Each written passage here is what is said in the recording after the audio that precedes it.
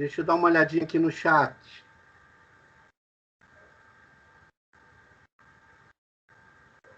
Ele pediu para voltar a palavra. Eu li em Mateus capítulo 5, do versículo 1 ao versículo 12. As bem-aventuranças. E aqui a gente percebe, irmão, que Jesus Cristo, ele tem a preocupação de dar a formação inicial para os seus discípulos e para os seguidores que estavam ali. Se nós olharmos nos versículos anteriores, nós vamos perceber que havia uma grande multidão formada de pessoas de Decápolis, da Judéia, de Jerusalém, de Samaria, que estavam seguindo a Jesus. Então ele percebeu que era necessário ele instituir normas para que aqueles seguidores tivessem parâmetros de como ser um bom cristão a partir dali. Se conheceram a Cristo, qual eram as atitudes que eles deveriam ter, ou as boas atitudes, as beatitudes, para que eles fossem considerados filhos de Deus e tivessem, se achassem um pouco dignos de participar do reino que Deus estava instituindo. Por que o irmão Jeconias trouxe essa palavra? Porque assim que o Glauber me convidou, alguns dias atrás, o Senhor colocou essa palavra no meu coração. E eu sinto a necessidade de falar sobre ela, porque essa palavra ela vem de impacto a mim, porque eu também preciso melhorar muito os meus hábitos, muito as minhas atitudes, para que eu seja considerado um bem-aventurado. E nós sabemos que esse processo na nossa vida é cotidiano, nenhum de nós ainda chegou à perfeição, porque se tivesse chegado, provavelmente o Espírito Santo já nos teria tirado daqui dessa terra. Mas quando nós observamos esse sermão que Jesus Cristo fez no monte para esses seus primeiros seguidores, que nós percebemos o quanto nós precisamos da ajuda do Espírito Santo.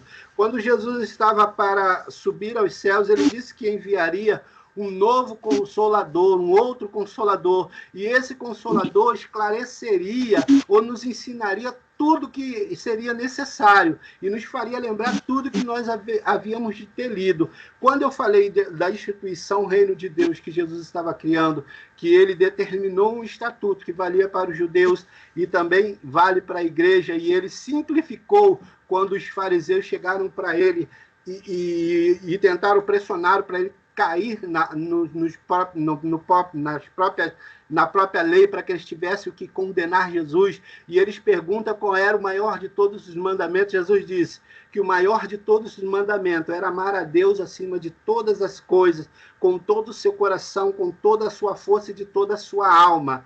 E aí ele também complementa, os fariseus e os saduceus não esperavam esse complemento, mas o reino de Deus já estava condicionando esse complemento, que ele diz, e o segundo maior é semelhante a esse: amará ao teu próximo como a ti mesmo. E aí, quando a gente percebe Jesus falando nessas bem-aventuranças do capítulo 6, do capítulo 5, capítulo 6 e capítulo 7, nós percebemos que Jesus está nos mostrando como conviver com o nosso próximo, como suportar as maldades do mundo, como se preparar para morar na celestial mansão que virá num futuro breve. E quando a gente percebe isso, e aonde está a chave? Em amar a Deus acima de todas as coisas e ao nosso próximo como a nós mesmos. Porque eu percebo o seguinte, que quando você ama a Deus acima de todas as coisas, você não adultera, você não rouba, você não mente, você não vai cobiçar o que é do teu próximo, você não vai ter um pensamento odioso, homicida ou qualquer outro tipo de pensamento maléfico contra o teu próximo, porque Deus é a sua bandeira e você em todo momento quer satisfazer esse Deus com as suas atitudes, com todo o teu coração e com toda a tua força. Mas a humanidade que há em nós nos impulsiona a errar, a pecar. O apóstolo Paulo disse que miserável homem que sou, que vivo no corpo dessa morte. E quem é que pode livrá-lo do corpo dessa morte? E ele dizia também que o bem que ele queria, isso ele não fazia, mas o mal que ele não queria, isso todo momento vinha a ele. Mas existe algo que Jesus Cristo nos disse que viria alguém que Jesus Cristo disse que viria, que é o Espírito Santo, e é ele que nos impulsiona a olhar para Deus em todo momento. Eu acredito que todos que estão nessa live estão passando por um processo de guerra espiritual. Sabe por quê? Eu acredito nisso. Porque o inimigo não brinca de tentar destruir você, mas eu quero te dizer uma coisa. Se você ama a Deus de todo o teu coração, com toda a tua força e com toda a tua alma, o Senhor será o teu alto refúgio. Ele será a tua fortaleza, e ele vai te dar forças para vivenciar um novo de Deus na sua vida. Ele vai te dar força, aleluia, para você superar as tentações, assim como Cristo superou no deserto. Mas é a partir de que a gente consegue superar essas tentações e provações que se levantam para tentar nos derrubar diante da caminhada? É quando nós observamos a palavra do Senhor. Porque Jesus Cristo, em todo momento, ele estava fragilizado, porque tinha jejuado 40 dias e 40 noites, estava fragilizado, com fome, com sede, mas ele se valeu da palavra para confirmar no mundo espiritual de que ele amava a Deus acima de todas as coisas, com toda a sua força e de todo o seu coração. E é essa a nossa arma para vencer as tentações nos períodos de tribulações que o inimigo levanta para tentar nos dar rasteira e nos derrubar. A palavra do Senhor. O salmista escreveu no Salmo 119, versículo 11, se eu não me engano, no versículo 9, ele diz: como purificará o jovem o seu caminho, observando conforme a palavra do Senhor. E no versículo 11 ele diz: escondi a tua palavra no meu coração, para eu não pecar contra ti. Então o segredo está: eu vou cumprir com a palavra do Senhor quando eu aprender a esconder essa palavra no meu coração. É interessante, irmão, que o termo esconder, você já passou por essa situação? Você esconde uma coisa dentro da sua casa de uma forma tão... você tem que ser redundante para poder ficar claro. Tão escondida que até você esquece aonde está. E depois você fica: meu Deus, aonde eu coloquei esse tal objeto? Aonde... É dessa forma que você deve esconder a palavra no teu coração. Não é só guardar, porque guardar, você pode pegar a palavra e colocar em cima da estante, onde todo mundo está vendo, ali está guardada. Mas qualquer um pode pegar e tirar. Mas quando você esconde, só você e Deus sabem onde está. Então, quando você esconde no seu coração de uma forma extraordinária essa palavra, só você e o Espírito Santo pode acionar essa palavra no momento certo. O inimigo não vai conseguir arrancar essa palavra do teu coração, porque ela não está só guardada, ela está escondida na maior das recâmaras, no âmago da tua alma. Ela está entranhada, ela criou raízes dentro de você, e quando ela cria raízes dentro de você, ela se torna um fortificante, e sopre o vento que soprar, venha a adversidade que vier, você terá boas atitudes, boas ações para administrar essa problemática, para que você venha se mostrar como verdadeiro cristão. E aqui eu percebo que Jesus ele fala sobre várias vertentes a respeito do reino, e ele fala dos que são mais que felizes, bem-aventurados, e ele vai começando a enumerar com a pobreza de espírito, com a mansidão, com a misericórdia, com a sede de justiça. E aí a gente percebe o seguinte: será que a igreja do século XXI tem vivenciado à risca o que essas bem-aventuranças têm falado? Será que em nosso coração nós temos demonstrado mesmo, sem a vaidade, sem o ego, para demonstrar para Deus que nosso espírito realmente está pobre diante dele? Não é uma pobreza financeira, não é uma pobreza física, mas é uma pobreza que mostra para Deus que ele é totalmente carente de Deus, que não é autossuficiente, que ele tem a esperança somente em Deus. Nós estamos vivendo um tempo em que as pessoas são cheias de si e elas acham que são autossuficientes e alguns até desprezam a Deus, mas o Senhor, ele tem mostrado sobre a face da terra o seu poderio e o seu controle, aonde nem a ciência pode demonstrar grandeza diante das situações que estão acontecendo, como essa pandemia, que vocês percebem que somente a mão de Deus, somente um milagre, somente a fé. Eu sou fruto disso. Eu estava até brincando com o Glauber esses dias que nós nos falamos. Eu disse para ele que agora eu quero ser chamado de carta de milagres, carta viva de milagres para o mundo ler. Por quê? Porque os próprios médicos, quando eu estava fragilizado após ter sido estubado, e eles chegaram para mim e eles confessaram: nós não conseguimos compreender por que você está aqui, você é um milagre. Então, a medicina não podia explicar a minha situação ali, porque eu estive no vale da sombra da morte. Os remédios não estavam fazendo efeito. Deus já era o único que estava me sustentando, porque nada que eles estavam fazendo, nenhuma intervenção médica estava surtindo efeito, mas a mão do Todo-Poderoso e a sua poderosa voz me atraiu de volta e disse que não era o momento de eu partir. Apesar de eu ter partido em algumas situações, tá, irmãos? Eu cheguei a passar realmente pelo Vale da Sombra da Morte, ao ponto deles terem que fazer a ressuscitação, mas louva a Deus que o poder da palavra e o poder da oração dos justos, vocês que estavam em oração e muitas outras pessoas por tantos lugares orando, comoveu, tocou o coração de Deus. E é isso que Deus está querendo da igreja do século XXI, que nós alimentemos a nossa fé com a sua palavra, que nós vivenciemos um reavivamento,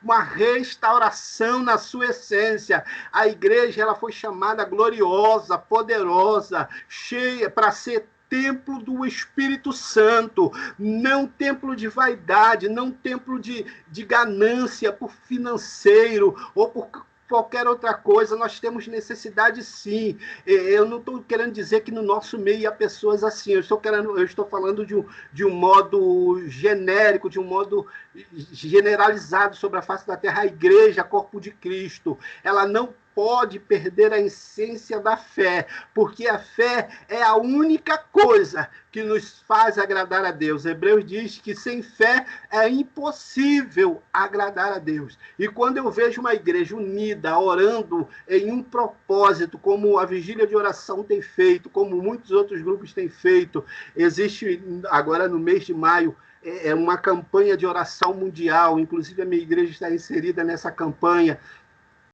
Todo ano, no mês de maio, é feita essa campanha. Quando eu vejo a igreja participando desses movimentos de oração e mostrando que amam a Deus acima de todas as coisas, que não se aprisionam a coisas passageiras ou medíocres que ficarão por aí, e a preocupação, o foco é nas almas que estão perecendo, demonstrando misericórdia. Aí eu tenho certeza que o Espírito Santo está mandando um avivamento. E uma das coisas que me atrai mais atenção nessas bem-aventuranças é que existe uma condição para você vivenciar bênçãos específicas.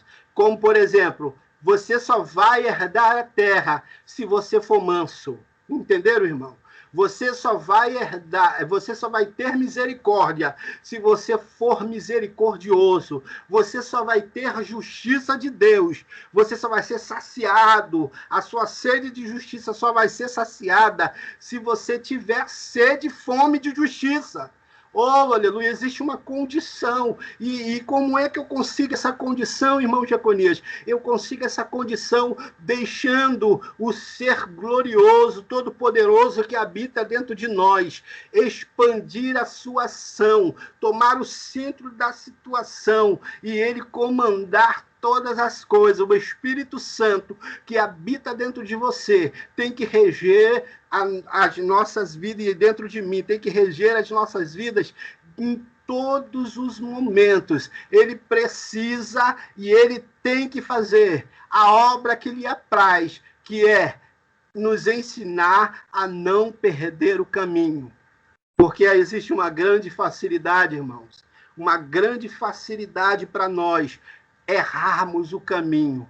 Por isso que Deus, em sua infinita misericórdia, nos deu esse grande presente que é o Espírito Santo, aleluia, para que nós não viéssemos a perder o caminho. E é esse Espírito que nos impulsiona a observar a palavra. E quando eu leio um versículo muito conhecido, eu tenho certeza que você sabe ele até de cor, que é o Salmo 119, versículo 105.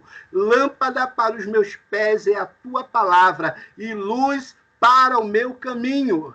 Eu percebo o seguinte: o Espírito Santo ilumina para que você não perca o caminho. Através de quê?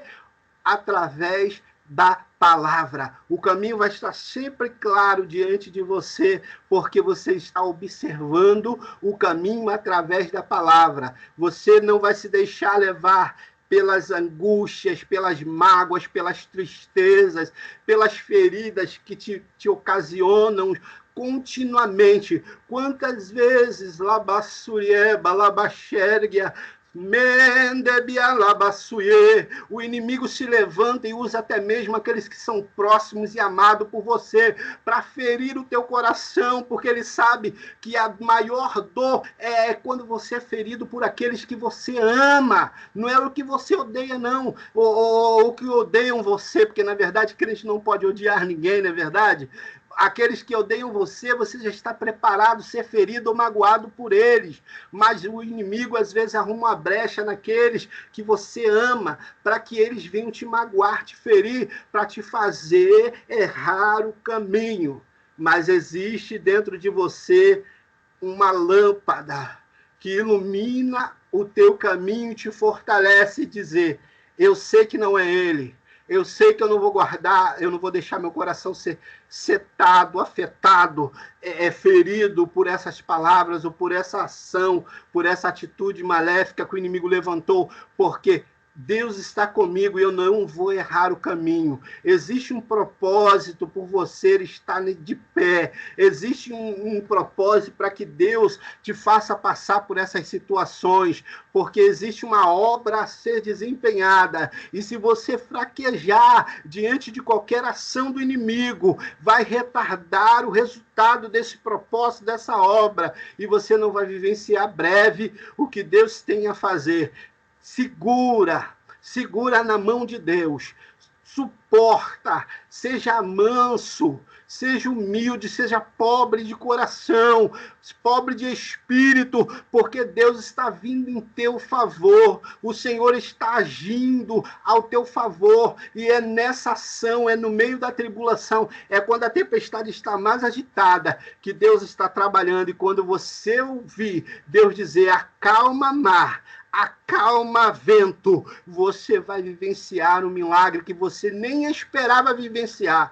Você esperava só o mar e a tempestade se acalmar, mas com essa calmaria, você vai ver que dentro do barco vai haver o quê? Restauração, renovo, ensinamento, salvação. E que barco é esse, irmão Jeconias? Pode ser o seu trabalho, pode ser a sua família, pode ser a sua igreja, pode ser pode ser a sua rua, pode ser o seu estado, o seu país, aonde você está, sabe por quê? Porque aonde você colocou Lassurie, Malabandobiachuri entre os relebácia, aonde você colocou a planta do teu pé, o Senhor deu possessão a ti. Então, igreja, levanta e toma posse da palavra, porque nem a morte te pode suportar. Laços, o salmista diz assim, ó, cordéis da morte me cercaram. Eu vivenciei isso, cordéis da morte me cercaram, mas o poder da palavra, o poder que Deus liberou através de uma ordenança, esses cordéis tiveram que cair por terra. E é assim que Deus vai fazer na sua vida, é assim que Deus vai fazer na sua família, na minha família também, quando nós atentarmos para observar o que a palavra quer de nós. Qual é a ação que a palavra vai fazer? De dentro para fora, ela vai colocando tudo aquilo que não presta e abrindo caminho, ou digamos assim, abrindo espaço para cada vez mais o Espírito Santo tomar conta, habitar. Eu acredito que, por exemplo, eu vou falar por mim. Quando eu levantei a minha mão para Cristo, eu abri uma pequena brecha para o Espírito Santo, mas aquela pequena brecha foi o começo para ele entrar e tomar posse. E a partir dali, a palavra foi alargando a tenda, e o Espírito Santo foi tomando conta, tomando posse, enchendo, e é assim que Deus está fazendo em nossas vidas. A cada dia que a palavra vai tirando as arestas, vai tirando os erros, vai pondo em manutenção a moradia, o Espírito Santo vai entrando cada vez mais. E quando ele entra, quando ele toma posse, quando ele domina, é igual a passagem que o profeta, aleluia, glória a Deus, o profeta Ezequiel, quando teve a revelação das torrentes purificadoras, pela primeira atitude do profeta, quando o anjo mede 500 côvados, ele põe só a água no tornozelo. Mas a partir dali, o anjo vai medindo mais e vai ordenando que ele entre. Aquele varão vai medindo e vai ordenando que ele entre. É esse o processo.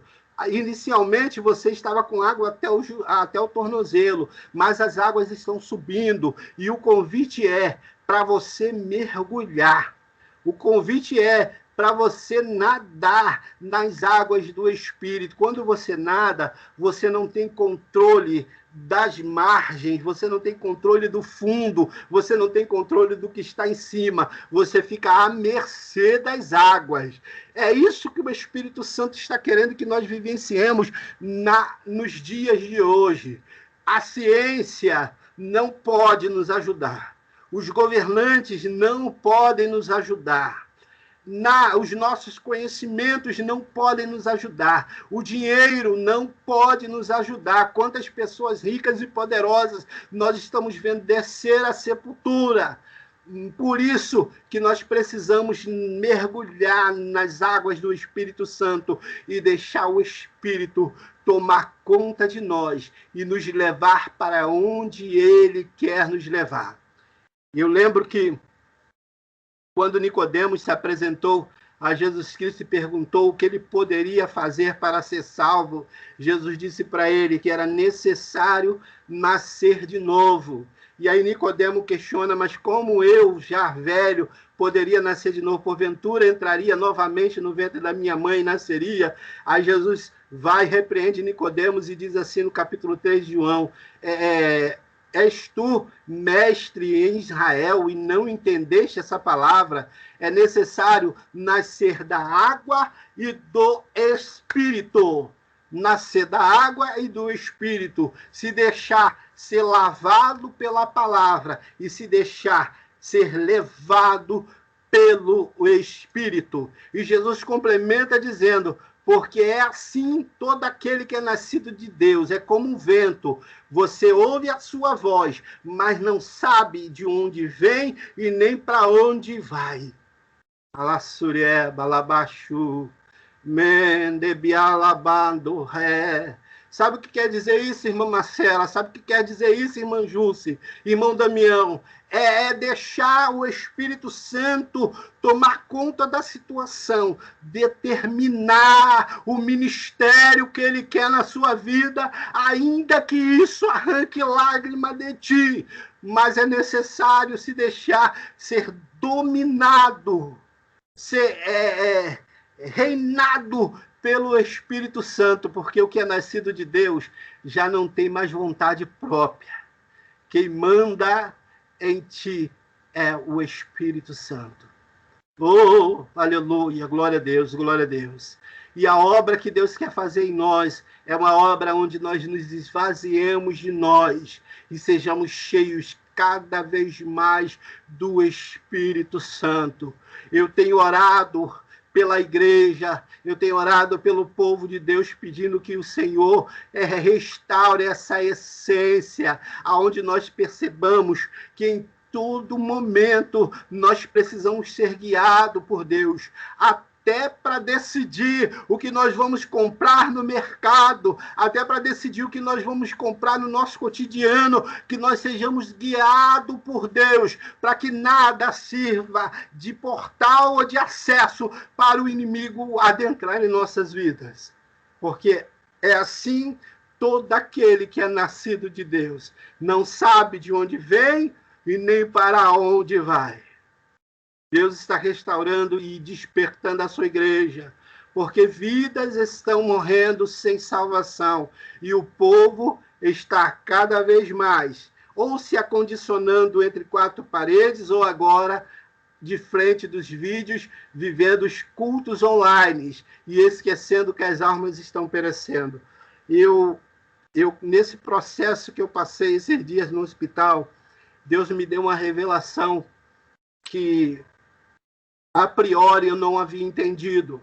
Num dos momentos que eu estava partindo, estava entre a vida e a morte, se revelava diante da parede onde eu estava um contador, como um ábaco, como aqueles ábacos antigos, mas não era um ábaco, era um retângulozinho, e dentro daquele retângulo tinha umas 4 linhas, e dentro daquelas 4 linhas tinha segmentos assim, outros retângulozinhos com letras que eu desconheço, eu não conheço todos os idiomas da Terra, mas eu não consegui entender aqueles aerogrifos ou aquelas codificações como algo terrestre. E durante aquele processo que eu estava ali, eu ouvia ao fundo lamentações e choros, muitos choros, e aquelas codificações iam mudando rapidamente, como milésimos de segundo, e o Senhor me fazia entender que aquilo era contagem das almas que estavam partindo para a eternidade. Oh, Halassuri, entre os Belebando, Biachuri, Ergia, e provavelmente eu seria um daqueles números se Deus não tivesse tido misericórdia de mim e me fizesse regressar novamente, me chamando à vida. E eu, quando eu percebi aquilo, eu também me entristeci muito, porque as vozes, elas lamentavam, elas choravam, porque muitas daquelas vidas que estavam partindo, estavam indo sem salvação. E aí Deus, em sua infinita misericórdia, permitiu que esse processo acontecesse na humanidade, para que a igreja restaurasse o seu altar. Porque nós estamos vivendo tempos como os tempos de Elias, aonde temos tantos religiosos, mas que ainda estão com seus altares quebrados, e a perfeita adoração não está acontecendo, mas Deus está suscitando homens e mulheres como vocês, que estão restaurando seus altares, como Elias fez, para que na hora que clamar ao Deus vivo, ele responda com fogo, ele responda com um grande avivamento, e esse grande avivamento vai mostrar quem é Deus. Se Baal é Deus, que todos sigam a ele, mas se o Senhor é Deus, que nós o sigamos, como Elias e o povo de Israel fez naquele momento de restauração. É necessário nós restaurarmos as nossas vidas, porque o contador, o relógio está correndo, vidas estão partindo, e é necessário nós vivermos as bem-aventuranças para mostrar que existe sim uma saída. Israel já não vivencia mais a promessa da salvação por essência, mas se eles observarem Cristo, a palavra diz que todo aquele que atentar para Cristo como Salvador será salvo. Israel já não tem mais a promessa de salvação como nação, porque a salvação é para aquele que crê. E eu vejo acontecer conflitos lá em Israel, e uma das coisas que me chama a atenção é que existem muitas pessoas que estão confusas ainda com esse processo. Israel não é mais o povo de Deus. O povo de Deus é a igreja salva, liberta, lavada pelo sangue do Cordeiro. Israel, existe uma promessa abraônica sobre eles, que um dia eles vão se render diante de Deus. Mas até que isso aconteça, o povo de Deus é eu, você. E é necessário nós fazermos o quê? Orar por Israel, mas só por Israel, não orar pela Palestina, orar pela Índia, orar pela China, orar pela Rússia, orar pelo Brasil, orar pela Venezuela, orar pela Colômbia, orar por todas as nações da terra, porque a palavra de Deus diz em Apocalipse, no capítulo 5, versículo 9, se eu não me engano, que eles cantavam um cântico novo e dizia, bem-aventurado é o Cordeiro que foi morto, porque com seu sangue compraste para Deus homens de todos os povos, tribos, línguas e nações. E é tempo de nós vivenciarmos essa restauração mundial. É em meio à pandemia que o Senhor está levantando Elias espirituais para restaurar altares através da palavra, através de beatitudes, através de boas ações, demonstrando que o reino de Deus não é firmado na troca, no financeiro, na ganância, mas no amor, na paz, na mansidão, na justiça. E o que, para finalizar, o que me atrai a atenção aqui, que existe uma promessa que Jesus disse que bem-aventurados sois vós quando vos injuriarem, vos perseguirem por causa do meu nome. Não temam, irmãos. Levanta a igreja.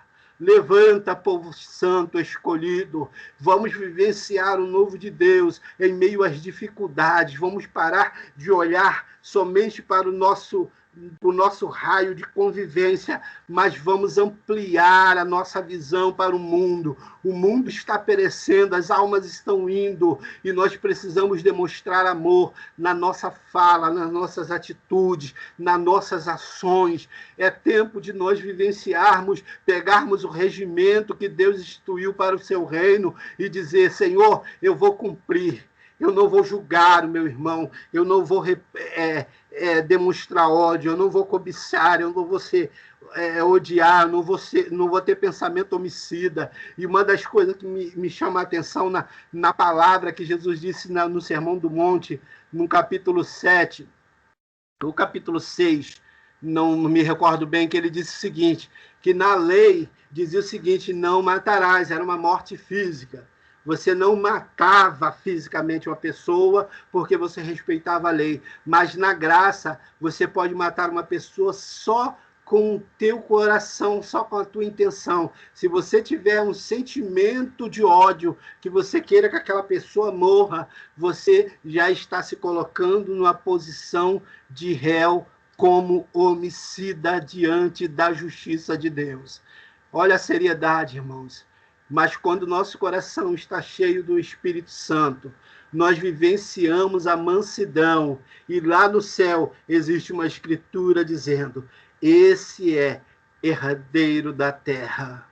Quando nós vivenciamos uma postura onde o nosso coração demonstra misericórdia até mesmo por aqueles que blasfemam contra Deus, blasfemam contra nós, ou nos injuriam, ou nos perseguem, Deus escreve embaixo dizendo, bem-aventurados sois vós quando passarem essa situação. E eles dizem assim, para nós termos paciência, porque assim perseguiram os profetas que vieram antes de nós. Quando eu leio essa palavra, eu sinto um peso de responsabilidade. Sabe por quê? Porque aqui nesse texto, Jesus considera eu e você como profeta. E qual é a função de um profeta? Falar a palavra de Deus, aquilo que Deus quer que nós falemos. Que Deus abençoe a sua vida nessa noite. Bem-aventurado, bem-aventurada. Que o Senhor te abençoe. Mais uma vez, eu quero agradecer as orações.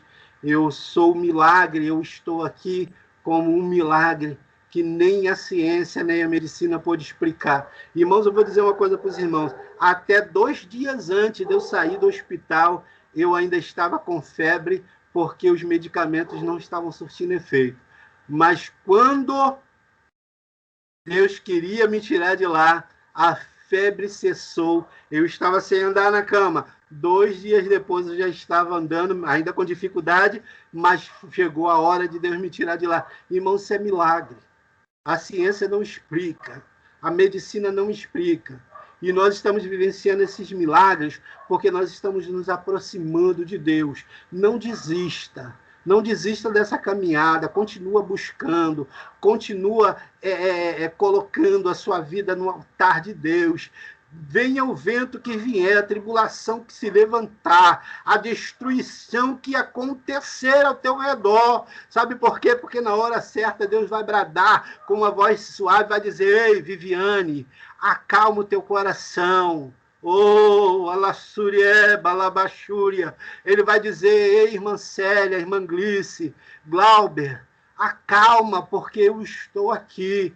Segura mais um pouco, se sustenta, continua de pé, porque esse é o propósito. Assim perseguiram os profetas que vieram antes de vós, antes de vocês. Eles passaram por isso, mas eles permaneceram fiel e foram contabilizados na galeria da fé. E é pela fé que vocês vão vencer toda a adversidade. Que Deus abençoe a sua vida. Continua orando pelo irmão Jeconias, tá? Para que Deus venha me restaurar 100%, porque eu preciso fazer o que o Senhor colocou no meu coração, a obra que Ele tem determinado para a minha vida. Porque não vivo mais eu, mas Cristo vive em mim. Que Deus abençoe e eu agradeço essa rica